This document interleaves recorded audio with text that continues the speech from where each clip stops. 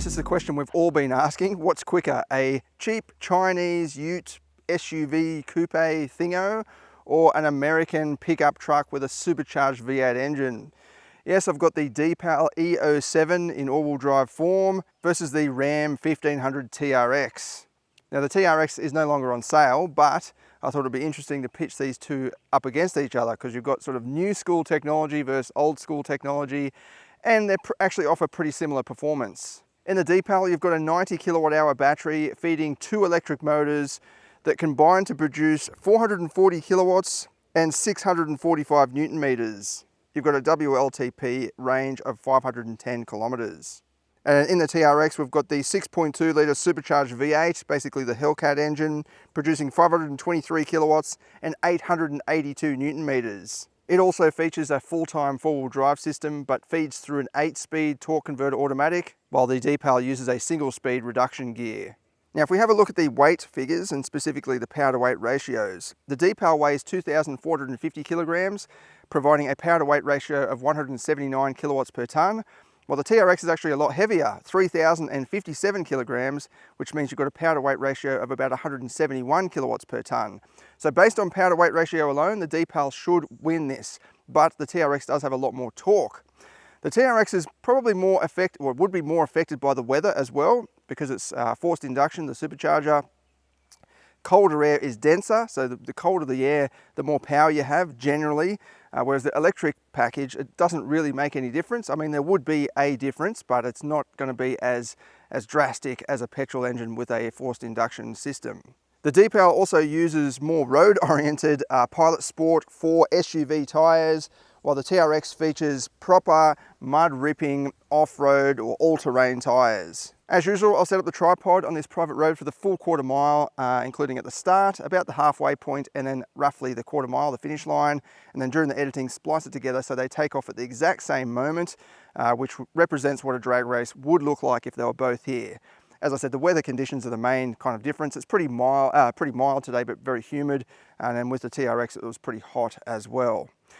The results at the end are probably the most important thing to look at because particularly with the Deepal, so I did the V-Box timing first. So let's put the V-Box on the outside of the vehicle and then do all the runs first while the battery is at the most or the highest state of charge. It was about 85% from memory. But then during the video footage, each time I do a run, obviously the battery starts to drop a little bit. While in the TRX, you could say the opposite.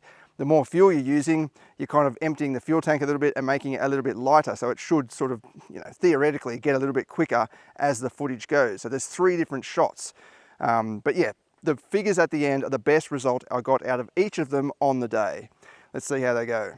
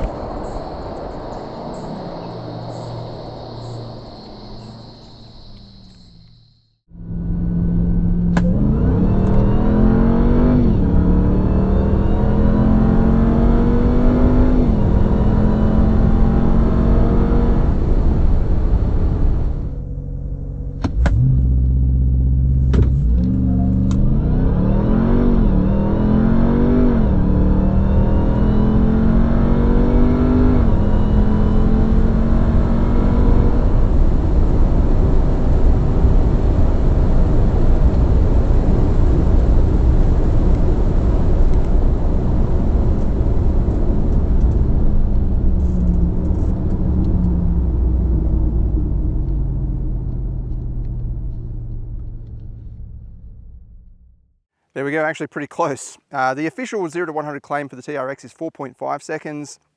And then on Deepal's website, it says 3.96 or something, or 4 seconds flat. So the Deepal should have always won this, I guess. But I think the warm conditions affected or impacted the RAM more so because it was quite hot when I tested that. But obviously these two are not direct competitors, although this is kind of a ute, I guess you could call it. Like you can leave that top glass panel open and then you've got a sort of tray area, I guess. Although you wouldn't want to put, heavy machinery or, sand or anything in there. You could definitely get some tools or whatever.